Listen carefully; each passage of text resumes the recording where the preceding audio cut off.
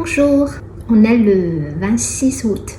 Tous les jours, je jette un coup d'œil à ma boîte aux lettres. C'est pas parce que j'attends du courrier de quelqu'un. C'est juste pour savoir s'il y a des courriers du gouvernement, ou par exemple des factures ou des contraventions.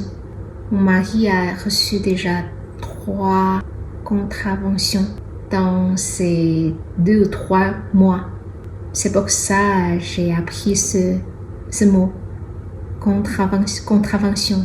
Chaque fois, si la boîte aux lettres est vide, rien dedans, je me dis, super, oui, ça me rend tranquille. J'attends pas du tout des courriers de l'État. Mais quand j'étais au collège et au lycée, j'étais un élève interne. La ville où mon école se situe est à 1 heure en voiture de la ville de chez moi. Oui. J'attendais tout le temps les lettres de mes parents. Les autres camarades de classe étaient pareils comme moi. Tout le monde espère qu'il y a une lettre pour soi.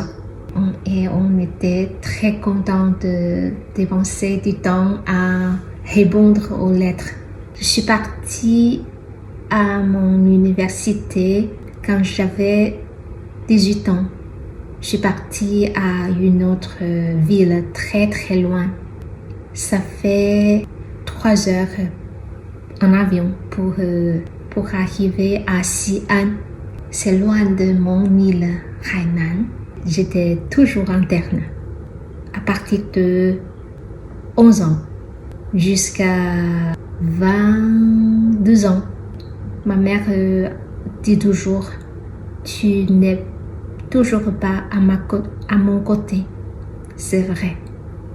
À l'université, j'attendais aussi tout le temps du courrier de mes parents et mes amis.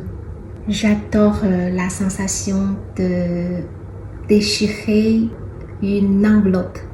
Je sais reconnaître les écritures de tous les amis. Bien sûr, j'aime bien lire.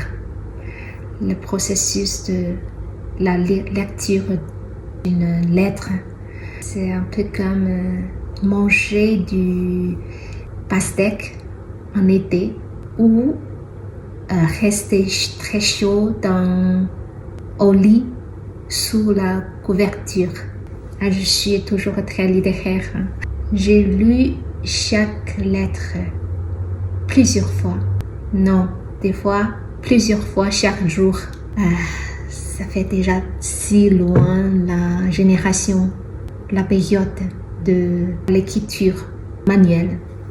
Maintenant, pas de lettres, pas du tout de lettres. Parce qu'on a WhatsApp, on a Facebook, on peut envoyer facilement nos paroles dans 1 seconde. On ne reconnaît plus les écritures de quelqu'un. C'est dommage. Il manque quelque chose. J'étais hyper contente. Un jour, quand j'ai récupéré une lettre de Mika de Japon. Sur l'enveloppe, il y avait l'écriture de Mika. Il y avait le cachet de la poste depuis Japon. J'ai ouvert l'enveloppe. Dedans, il y avait une carte postale. C'était avant un Noël. Bonne journée, à demain!